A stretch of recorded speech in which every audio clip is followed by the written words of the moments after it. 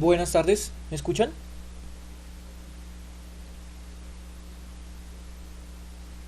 Sí, profe. Vale, muchísimas gracias.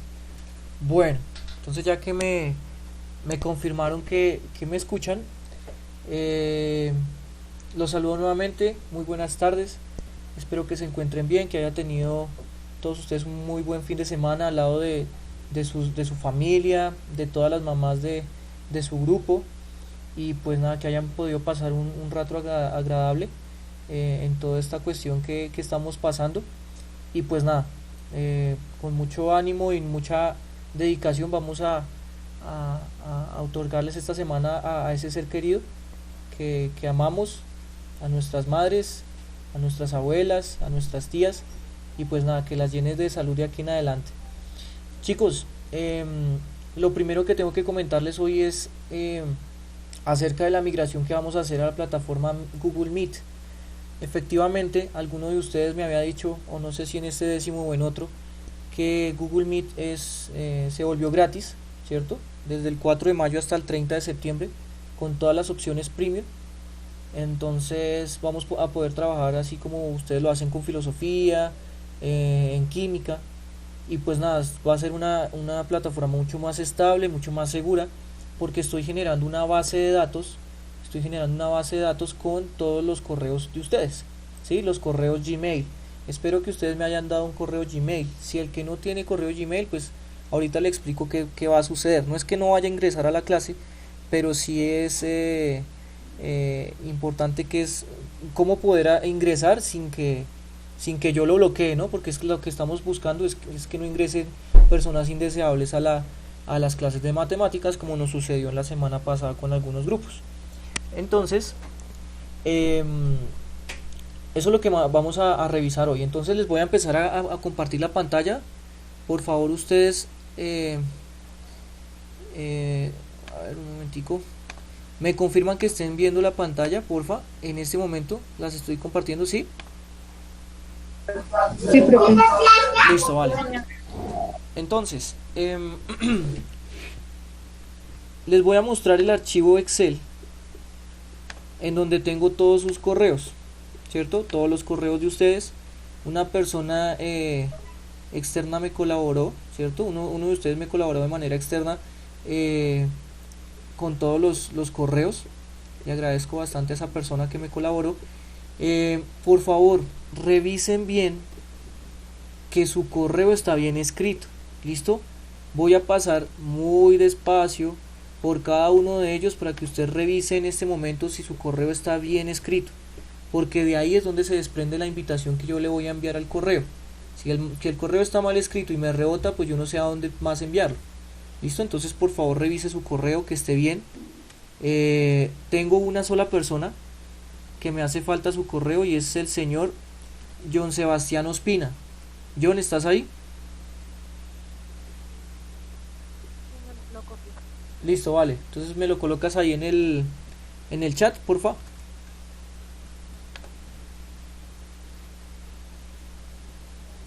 Ahorita lo colocas ahí en el chat y ya lo puedo copiar ahí a la base de datos.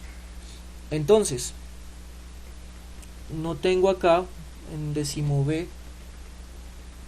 Gracias a Dios en décimo B no hay ninguno. Bueno, no, mentiras. Todos son Gmail.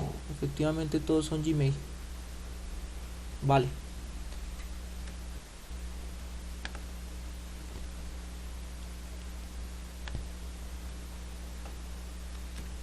Ya lo copio.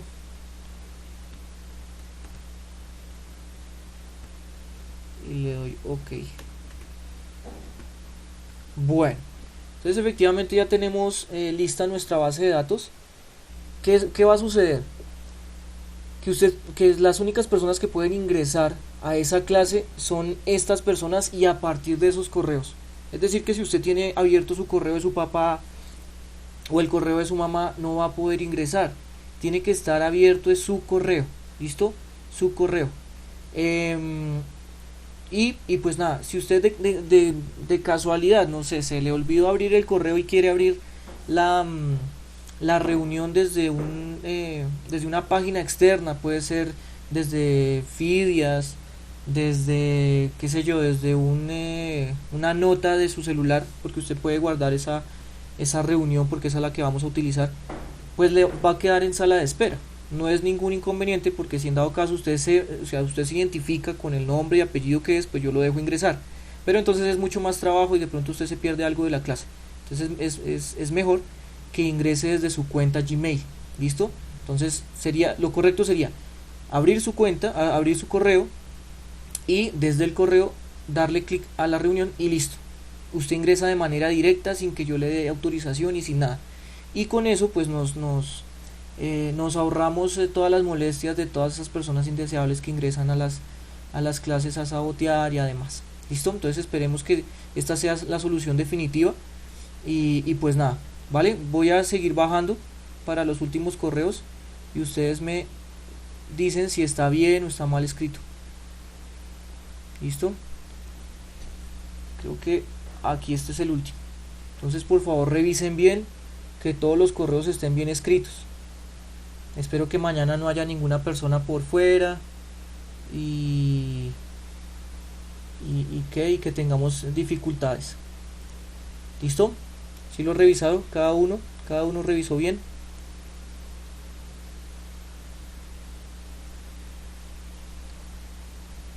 Bueno. Sí, señor. Listo, vale, muchísimas gracias. Bien, entonces espero que la información haya sido clara. ¿Por dónde voy a enviar ese link? Acuérdese, en el correo le va a llegar. Listo, en el correo le va a llegar la invitación. Y pues nada, lo único que usted va a hacer es darle clic a la hora de la clase y ya. ¿Listo?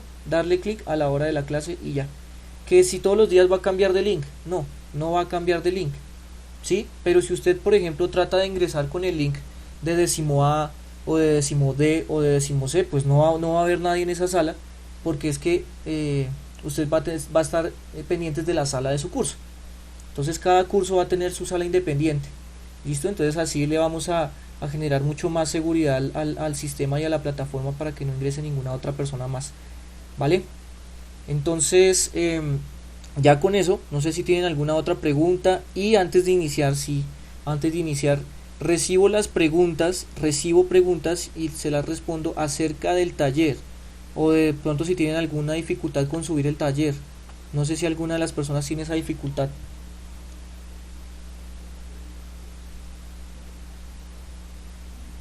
El taller que es para hoy, ¿no?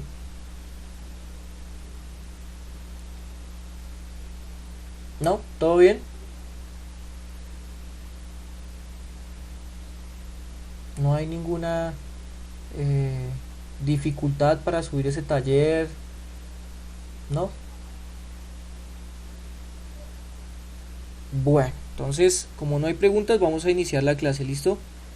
Bien, antes de iniciar, las mismas preguntas de siempre. Espérame a ver. En el quinto punto se pueden dibujar las gráficas. Sí, claro que sí. Recuerde que, o sea, lo conveniente es que usted no se lleve mucho tiempo porque es un taller, sobre todo identificar qué tipo de funciones son, ¿cierto? Pero si usted las quiere graficar, efectivamente grafíquelas, ¿sí? Pero entonces ese tipo de funciones, muchas de esas son son funciones compuestas. Es decir, que usted va a tener que implementar el método de la tabla, o sea, de la tabla de valores, muy bien. Sacar bastantes puntos para entender si tiene asíntotas, para dónde coge, para dónde va. Ahora, yo le recomiendo que implemente GeoGebra para revisar si le quedó bien o le quedó mal. Y el que quiera hacerlas por GeoGebra y obviamente pues copiar y pegar el pantallazo de lo que le manda GeoGebra, pues está bien. ¿Sí? Lo que yo necesito es que usted revise si esa función es inyectiva, sobreyectiva o biyectiva, o ninguna. ¿Listo? Entonces por eso ahí les di el aval de que pueden graficarlas en GeoGebra. ¿Hay alguna otra pregunta? Profe, yo, Dime. ¿se puede extender solamente hasta menos infinito? Solo se ¿Y puede. una función sobreyectiva? Una función sobreyectiva se puede extender solo a menos infinito. No, ella se tiene que extender hacia más y hacia menos infinito para ser sobreyectiva. Ah, ok, Sin ok. ningún hueco, sin ningún huequito. O sea, hacia arriba y hacia abajo todo lo que tú quieras. Siempre se tiene que extender para que sea sobreyectivo. Bueno. ¿Listo? Bueno, ¿hay alguna otra pregunta? Profe, en el cuarto punto había que hallar la función inversa de la que nos dabas ahí. Correcto.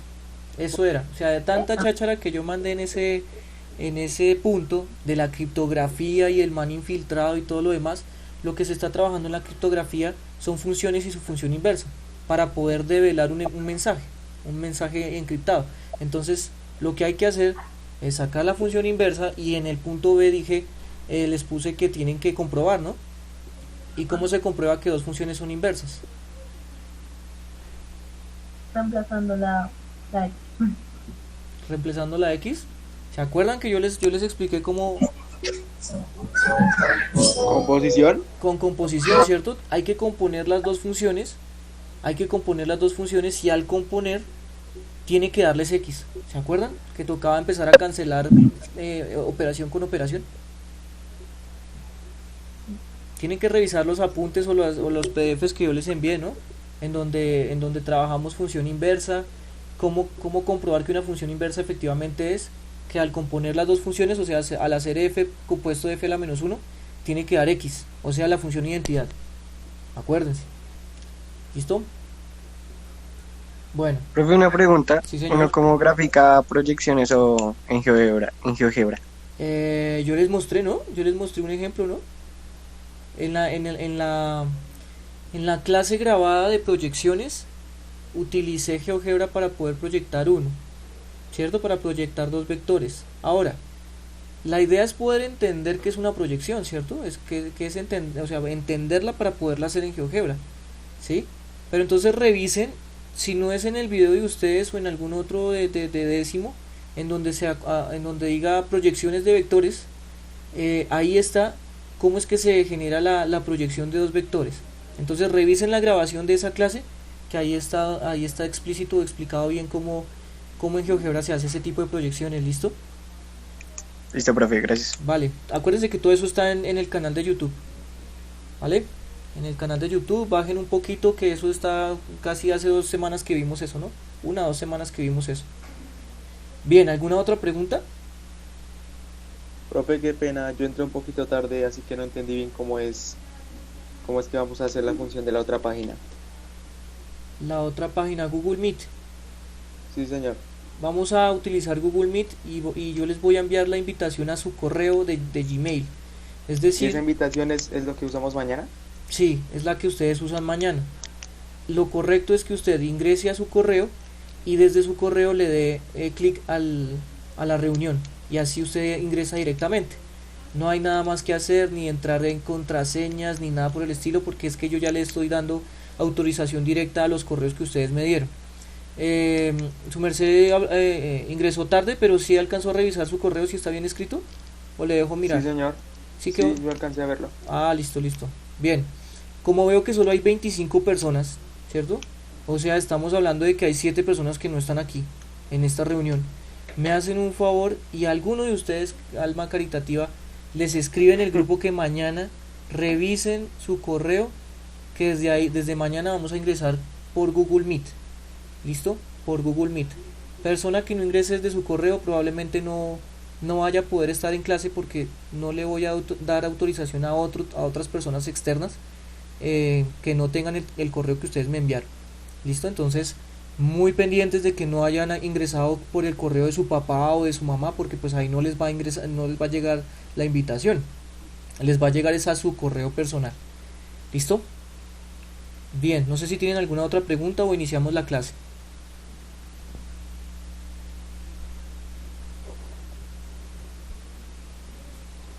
No, listo. Entonces, como siempre, me confirman que todo el mundo esté viendo ahorita el tablero, porfa. Sí, señor. Vale. Sí, señor. Vale, muchísimas gracias. Bien, entonces vamos a iniciar la clase de hoy entendiendo en dónde estamos en tiempo y espacio, ¿no? Bueno, entonces, tiempo. Estamos iniciando primera sesión de segundo periodo. Es la primera sesión del segundo periodo. Con esto iniciamos todo lo que es trigonometría. ¿Listo? la trigonometría, la teoría de la trigonometría, que es el estudio de los triángulos y sus propiedades, mediciones, ángulos, lados, etcétera. ¿Listo? Entonces la trigonometría es bastante, diría yo, interesante, porque le da a usted una herramienta potente para poder solucionar problemas de ingeniería, tipo de ingeniería, ¿sí?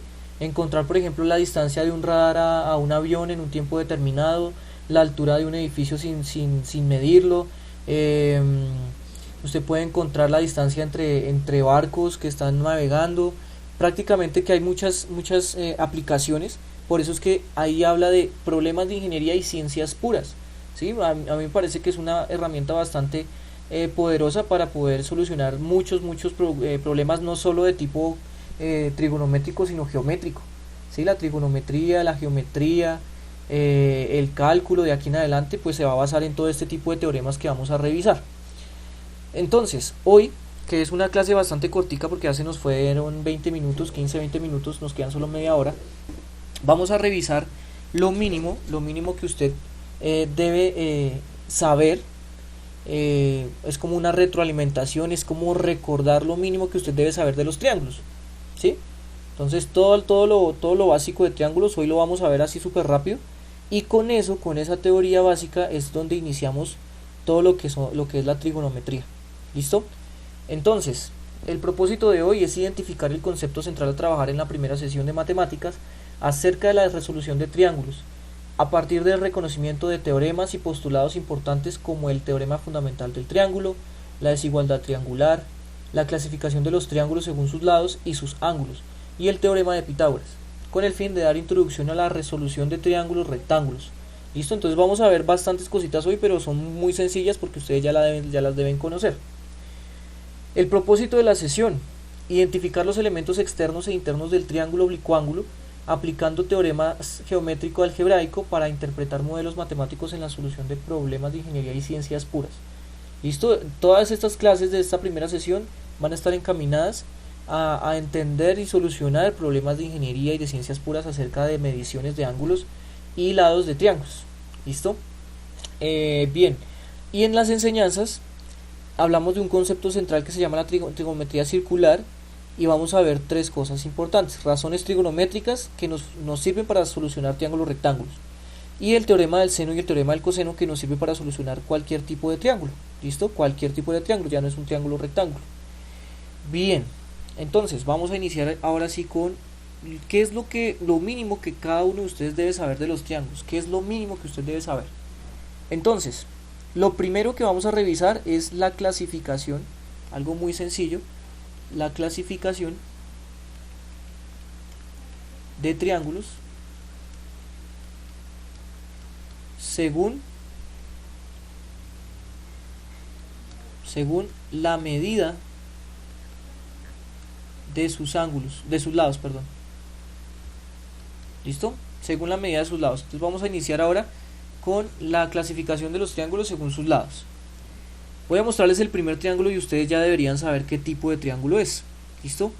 Entonces, ¿cómo se le denomina a este tipo de triángulo?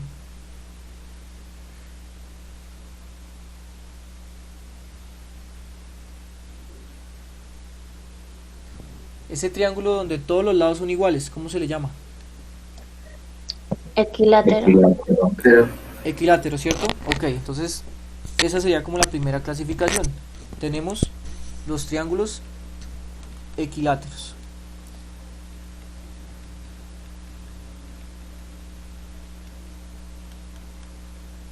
Bien, como triángulo equilátero tiene muchas propiedades, muchas características. La primera es que todos sus lados son iguales.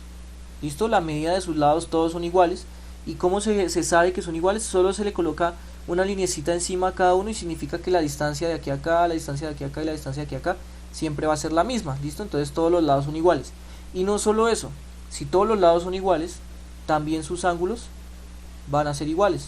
Y en este caso, siempre en un triángulo equilátero sus ángulos van a medir 60. Todos, absolutamente todos van a medir 60. En un triángulo no puede haber un triángulo equilátero donde uno de sus ángulos mida 61. Ya no sería equilátero. ¿Listo? Ya no sería equilátero. Bien, ese sería el primer triángulo. Vamos con el siguiente. ¿Cómo se le conoce a los triángulos que tienen dos lados iguales y uno desigual? Isósceles, muy bien.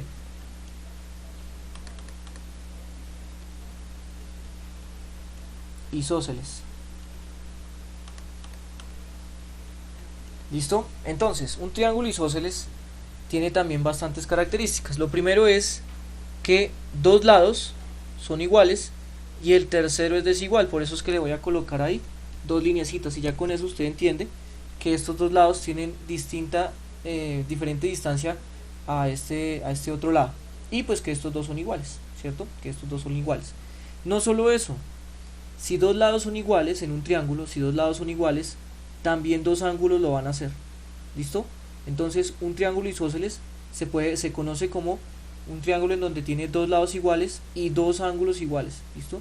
Hay dos ángulos que son iguales. Entonces digamos que este es, sea alfa, beta, entonces alfa va a ser igual a beta. ¿Listo?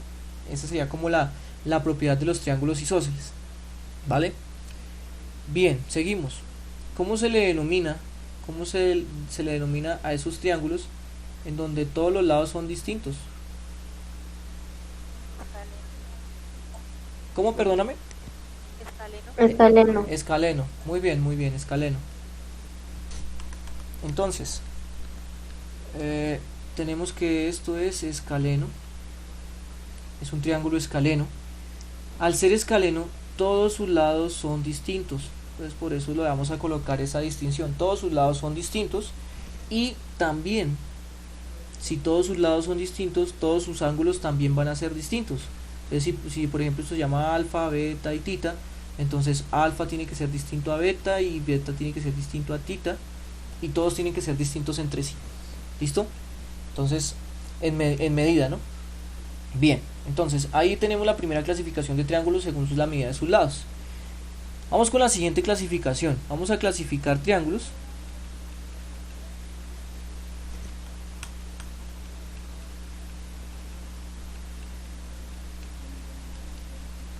según la medida de sus lados, de sus ángulos. ¿Listo? Según la medida de sus ángulos. Entonces, la primera clasificación serían los triángulos. ¿Cómo se les denomina a esos triángulos que todos sus ángulos son menores a 90 grados? Todos sus ángulos son menores a 90 grados. ¿Cómo se les denomina? ¿Cómo se les llama?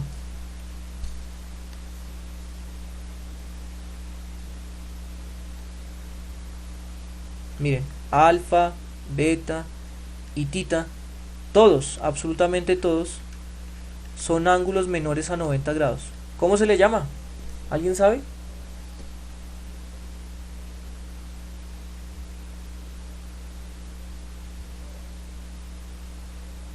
¿No? Bueno, entonces se llaman triángulos acutángulos. Triángulos acutángulos, ¿listo? Acutángulos. Entonces, si todos los ángulos son agudos, o sea, ángulos menores a 90, se llama un triángulo acutángulo. ¿Listo? Bien, espero que este sí lo conozcan. ¿Cómo se le denomina a un triángulo que tiene un ángulo mayor a 90?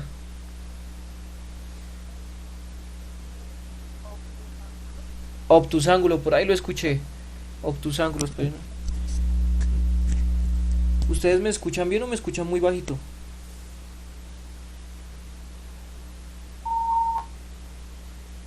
¿Aló? ¿Se escucha bien? ¿Sí se escucha bien? Listo, vale. Entonces, efectivamente, este tipo de triángulos se llaman triángulos obtusángulos.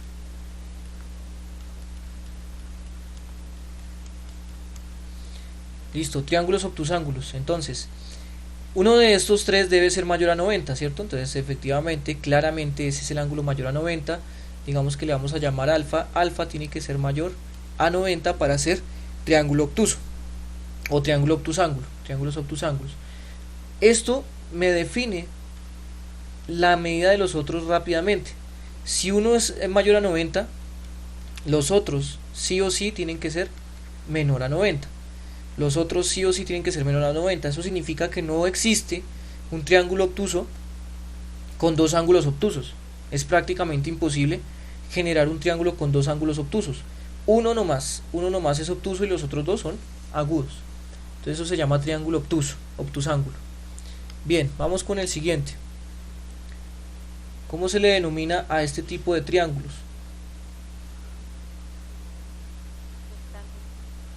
Rectángulos, ¿cierto? Entonces esto se le denomina triángulos rectángulos, en donde uno de sus ángulos debe ser de 90 grados. Sí o sí uno de sus ángulos debe ser de 90 grados, ¿vale? Entonces vamos a llamar... bueno, uno de sus ángulos debe ser de 90 y los otros dos de manera obligatoria tienen que ser menores a 90, ¿sí? No puede haber un triángulo rectángulo con un ángulo de 90 y un ángulo obtuso, no. El ángulo de 90 va a ser el ángulo más grande y los otros dos tienen que ser agudos. ¿Listo? Entonces esto se les conoce, se les denomina como triángulos rectángulos. Bien. Y aquí, como por información general, ¿no? Como por información general, les tengo que decir que los equiláteros también se les conoce como triángulos equiángulos. ¿Por qué? Porque todos sus ángulos son iguales. Entonces ya no es equiláteros, o sea, lados iguales, sino equiángulos, ángulos iguales. ¿Listo? También se le puede conocer como polígono regular de tres lados, ¿cierto? Polígono regular de tres lados, equilátero o equiángulo. O sea, también se le conoce. Listo. Entonces ya acabamos la clasificación de los triángulos según sus lados y según sus ángulos, ¿cierto? Según sus ángulos. Entonces tenemos acutángulos para todos los ángulos menores a 90. Obtusángulos, triángulos obtusángulos para un ángulo mayor a 90 y rectángulo para un ángulo igual a 90. ¿Listo? Debe tener un ángulo igual a 90. Esto es súper importante. ¿Listo? Esto es súper importante. Bien, yo creo que hasta ahí está sencillo porque todo eso ya usted lo debía saber. Vamos ahora con lo que se llama el teorema fundamental del triángulo. ¿Alguien va a hacer una pregunta? No. Bueno, entonces seguimos. El teorema fundamental del triángulo también es otra teoría que usted debe conocer bastante bien. Voy a escribir, voy a graficar cualquier triángulo. O sea, es un triángulo cualquiera, ¿no? Voy a escribir cualquier triángulo. Listo, es un triángulo cualquiera. En ese triángulo cualquiera, entonces, obviamente todo triángulo debe tener tres ángulos, ¿no? Entonces tenemos alfa, beta y tita, ¿cierto? Tita. Entonces, el teorema fundamental del triángulo le dice a usted, que la suma, siempre, la suma de los tres ángulos, ¿cuánto tiene que dar? 180. Sí, señor, 180, no lo dude, perfecto. La suma de los ángulos internos de todo triángulo, vea, sea equilátero, sea escaleno, sea isósceles, sea acutángulo, sea obtusángulo, la suma de los tres ángulos siempre tiene que dar 180. Voy a colocar aquí, siempre. No hay ningún tipo de excepción, ¿listo? La suma de los tres ángulos siempre tiene que dar 180. Y pues les voy a dar ahí como una información. Esto funciona simplemente en lo que es la geometría plana o la llamada geometría euclidiana, porque hay otro tipo de geometrías, en donde este teorema no funciona. Por ejemplo, en la geometría esférica, la suma de los ángulos de un triángulo no suman 180. Ya cuando tengamos un poquito más de espacio les explico, pero lo primero y esencial es que usted sepa que está metido en la geometría plana, en la geometría euclidiana, y en la geometría euclidiana funciona el teorema fundamental. ¿Listo? Funciona. Bien, esto también usted ya lo debía saber, entonces no es nada del otro mundo. Vamos con el siguiente teorema, y este como tal no es un teorema sino es un postulado, se llama la desigualdad triangular.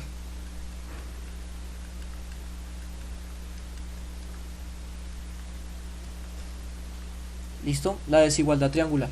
Entonces nuevamente vamos a graficar cualquier triángulo, sea cual sea. A ver, puede ser uno así. uno acá, por acá y por acá. A ver, cualquier triángulo. Entonces vamos a llamar ahora los lados. Entonces los vamos a llamar, por ejemplo, A, B y C. ¿Listo? A, B y C. Entonces la desigualdad triangular es muy importante porque a partir de ella usted va a saber si un ejercicio le está quedando bien o le está quedando mal. ¿Sí? ¿Por qué? Porque usted va a conocer tres lados de un triángulo. Yo le voy a pedir a usted que me solucione un triángulo, ¿cierto? Y solucionarlo significa que me encuentre los, digamos, los datos, ¿cierto? Todos los datos. Entonces, la desigualdad triangular dice que siempre debe suceder con un triángulo lo siguiente. Si usted suma dos lados, siempre esa suma tiene que ser mayor al tercer lado. Entonces A más B siempre tiene que ser mayor a C. En este caso nos faltaría A más C tiene que ser mayor al tercero, ¿no? A B. ¿Sí? ¿Y cuál faltaría? ¿Quién podría decirme cuál es la suma que hace falta? La desigualdad que hace falta. B más C debe ser mayor a A. Sí o sí. Estas tres cosas tienen que cumplirse en todo triángulo, pues para que exista o para que sea real, ¿cierto? Que la suma de dos lados siempre tiene que ser mayor al tercero. A más B tiene que ser mayor a C, C más B tiene que ser mayor a A más C tiene que ser mayor a B. Sí o sí.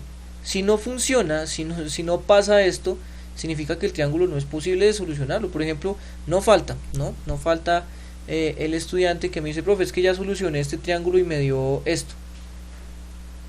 Me dio que... Uy, eso me quedó muy equilátero, espera. Me dio, por ejemplo, que... Me dice, profe, es que me dio que esto vale 12. Que esto vale 12, que esto vale 10. No, perdón, que esto vale 16 y que esto vale 3. Y yo le digo, no, eso está mal. Solo con revisarlo así desde encimita, por encimita, uno sabe que esto está mal. Porque vea, le dicen que en un triángulo siempre debe pasar que la suma de dos lados sea mayor al tercero. Entonces vea, 12 más 16 es mayor que 3. 16 más 3 es mayor que 12. Pero 12 más 3 es 15, no es mayor a 16. O sea que lo que usted acaba de mostrarme es un triángulo que no existe. Esto no existe. ¿Sí? Es un triángulo que no existe. No es construible, se le dice. No es construible. Imposible de construir un triángulo con estas medidas. ¿Sí? Es imposible, es prácticamente imposible. Por lo tanto, lo que les comentaba, se muestra como una herramienta importante para saber si un ejercicio le quedó bien o le quedó mal. ¿Sí? Si un ejercicio le quedó bien o le quedó mal, pues revise los tres lados y practique las desigualdades. La suma de dos lados tiene que ser mayor al tercero siempre. ¿Listo? Bien, creo que también es bastante sencillo. No sé si tienen alguna pregunta al respecto.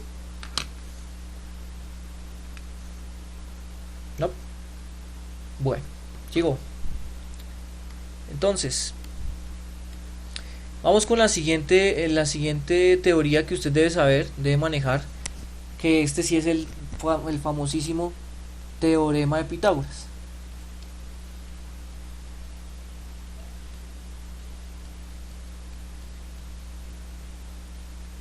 Pregunta, ¿el teorema de Pitágoras funciona para todo tipo de triángulo?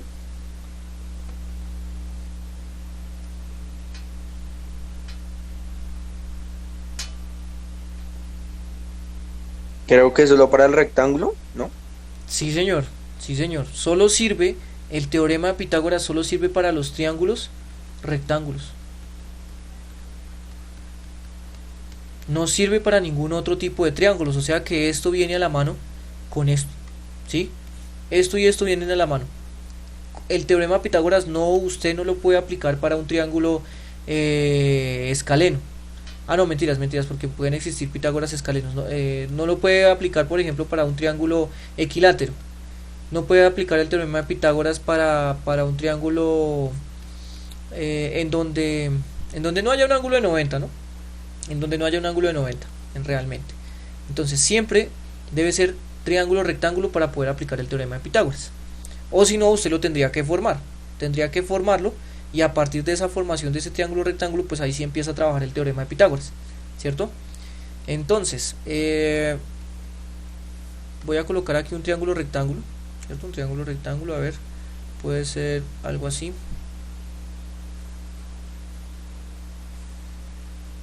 ¿Cierto? Bien, entonces en este triángulo rectángulo obviamente debe haber un ángulo de 90, ¿cierto? Un ángulo de 90. Y acá es donde usted debe acordarse o debe ya de aquí en adelante memorizarse, y no es tan complejo, es muy fácil. Los lados que forman el ángulo de 90 se llaman catetos, ¿sí o no? Catetos. Y los podríamos llamar cateto 1, cateto 2, o varias personas o otras personas lo trabajan como lado A, lado B, ¿sí? De cualquier manera funciona, ¿no? La idea es poderlos identificar cuáles son. Y el otro lado, ¿cómo se le llama? Hipotenusa. Hipotenusa, muchísimas gracias. Entonces se le llama hipotenusa. Entonces, a partir de esta, digamos que de este nombramiento de los lados, en donde no debe haber confusiones, ¿sí? No debe haber confusiones. Los dos lados que forman el ángulo de 90 se llaman catetos y el lado más largo se llama hipotenusa, ¿cierto? O el lado opuesto al de 90 se llama hipotenusa. Entonces, el teorema le dice que dependiendo de lo que a usted le den, puede hallar algunos datos. Y aquí efectivamente le tienen que dar dos lados para hallar el tercero, sí o sí. Con un solo lado no puede hallar los otros dos, ¿sí? Debe tener mínimo dos lados para hallar el tercero. Entonces, si por ejemplo usted quiere hallar la hipotenusa, entonces usted aplica la siguiente fórmula. Entonces usted dice, la hipotenusa al cuadrado es igual al cateto 1 al cuadrado más cateto 2 al cuadrado. Obviamente esta fórmula, por decirlo así, es mucho más fácil de aprenderse, pero no está despejada, ¿no? Entonces, si usted quiere hallar por ejemplo la hipotenusa, ahí ya tendría que despejar la hipotenusa, o sea, quitarle este cuadrado, ¿sí? Porque la suma de los catetos al cuadrado da la hipotenusa al cuadrado, efectivamente. Pero si usted necesita solo la medida de h, no de h cuadrado, entonces usted tendría que despejarla. Por lo tanto, el cuadrado pasa al otro lado como raíz. Entonces le quedaría raíz cuadrada de cateto 1 al cuadrado más cateto 2 al cuadrado. Ya tendría la fórmula para poder encontrar directamente el valor de h, ¿cierto? Entonces la suma de los cuadrados de los catetos es igual a la hipotenusa al cuadrado. Esa es una manera. Y la otra manera de utilizar el teorema de Pitágoras es cuando a usted le dan la hipotenusa y uno de los dos catetos para pues hallar el otro cateto. Entonces digamos que usted quiere hallar el cateto 1, ¿sí? Le dan la hipotenusa y el cateto 2. Entonces usted aplica la siguiente fórmula. Ya no es suma, sino va a ser una resta, y la resta al mayor le quita el menor, porque usted sabe que la hipotenusa siempre es la más grande, ¿no? Entonces al mayor le quita el menor. Entonces en este caso lo vamos a llamar cateto 2. Y pues pasa lo mismo, exactamente lo mismo. Si usted quiere implementar la fórmula desde el despeje, pues ya tendría que quitarle este cuadrado, pasa al otro lado como raíz, ¿no? Pasa al otro lado como raíz, entonces quedaría cateto 1 solo es igual a la raíz cuadrada de la hipotenusa al cuadrado menos el cateto que le dieron al cuadrado. Ojo, por favor, ese sub 1 y ese sub 2 simplemente es para distinguirlos, ¿no? No significa que esto se multiplica por 2 y luego se le va al cuadrado, no, eso no tiene nada que ver, ¿listo? Es un cateto 2, es un cateto, sí, por decirlo, es el segundo cateto, el primer cateto, el segundo cateto, ¿sí? Es como para diferenciarlos, ¿listo? Para diferenciarlos. Y ahora, tener en cuenta que no todos los triángulos se les van a mostrar así, ¿no? Puede haber un triángulo rectángulo que se le muestre así, qué sé yo, algo así.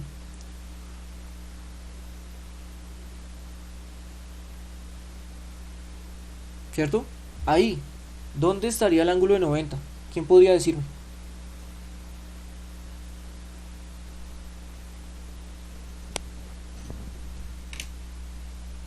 Porque yo les estoy confirmando que es un ángulo, es un triángulo rectángulo. ¿Usted a dónde En la parte de arribita, ¿no? O sea, como en la esquina de arriba. Correcto, sí, claro, sí señora, sí señorita. En la esquina de arriba, usted dice, ah bueno, entonces eso significa que ahí es donde está el ángulo de 90. Ah, ok, o sea que si ahí está el ángulo de 90, pues el cateto 1 debe ser este y el cateto 2 debe ser este, o como usted quiera, A, B o A y B.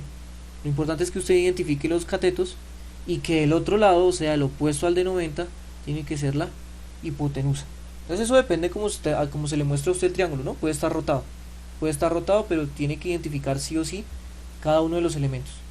y ya cuando los identifique, pues revise a ver qué fórmula es la que usted aplica, si la de la hipotenusa o si la del cateto. ¿Listo? Bueno, eso era lo de hoy. O sea, esto es lo básico que usted debe conocer, lo mínimo que usted debe conocer de los triángulos para poder iniciar el estudio de la trigonometría formal. ¿Listo? Lo mínimo, lo mínimo. Ya de aquí en adelante podríamos estar hablando de las razones trigonométricas, que de pronto usted también lo podría manejar, pero eso sí ya hace parte de la trigonometría. ¿Sí? Eso sí vuelve y hablamos de las razones, pero de una manera mucho más rápida, ¿no? Mucho más rápida, porque usted ya también lo trabajó el año pasado. No sé si alguien tiene alguna pregunta, alguna duda. ¿Todo quedó claro? Bueno, si todo quedó claro, entonces les voy a sugerir ir trabajando los siguientes puntos del módulo. Todo el mundo debe tener su módulo en PDF, ¿no? Nada de imprimirlo.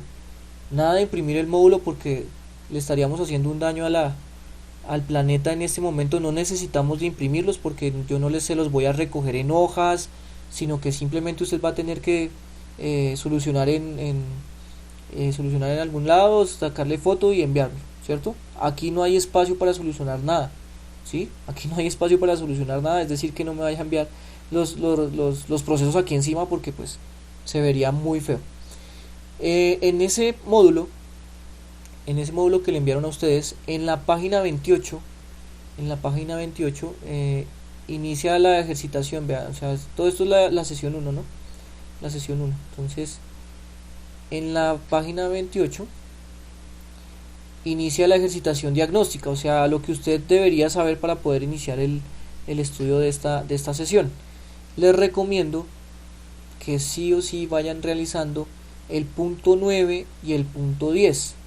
El punto 9 y el punto 10 hace referencia a la aplicación del teorema de Pitágoras, ¿sí? Solo eso, a la aplicación del teorema de Pitágoras. Entonces vaya resolviéndolo, porque sí o sí estos dos puntos son uno de los que le voy a pedir para el MECLE, ¿sí? Entonces vaya realizándolo en una hojita, con tiempo, y cuando ya sea la hora de entregarlo, pues ya los tenga listos. ¿Listo? Bien, entonces eso sería todo. No sé si tienen alguna pregunta. Página 29, ejercicio 9 y 10. Vayan realizando. ¿No tienen preguntas? No, señor. Vale, muchísimas gracias. Entonces los espero mañana. En la hora de matemáticas. Recuerden, es solo ingresar a la hora de la clase, ¿sí? Yo no les voy a enviar recordatorio de que la clase inicia a tal hora ni tal. No, simplemente usted ingresa al link a la hora de la clase y ahí vamos a estar conectados. ¿Listo? Les recomiendo por lo que más quiera no darle el link a nadie más. ¿Listo? No darle el link a nadie más, ¿sí? No sé si este curso se infiltró o de otro curso. Por favor, no le vaya a dar el link a nadie más, porque el único que se ve afectado es usted, ¿sí? Es usted. No tiene nada de gracioso lo que pasó la semana pasada. ¿Listo? Entonces, chicos, muchísimas gracias. Estén pendientes de su correo Gmail, también del Fidias, porque ahí también voy a enviar una información general. Y nada, acuérdense que la entrega del taller es hoy, ¿no? A más tardar. No les voy a decir que a las 4, que a las 5, que a las 6, que a las 7. Hoy. ¿Listo? Entonces, que estén muy bien y que descansen. Nos vemos mañana. Hasta luego, profe, gracias. Hasta luego. Chao, profe. Hasta luego. Que estén bien. Luego, profe. Hasta luego. Cuídense. Chao, profe. Chao.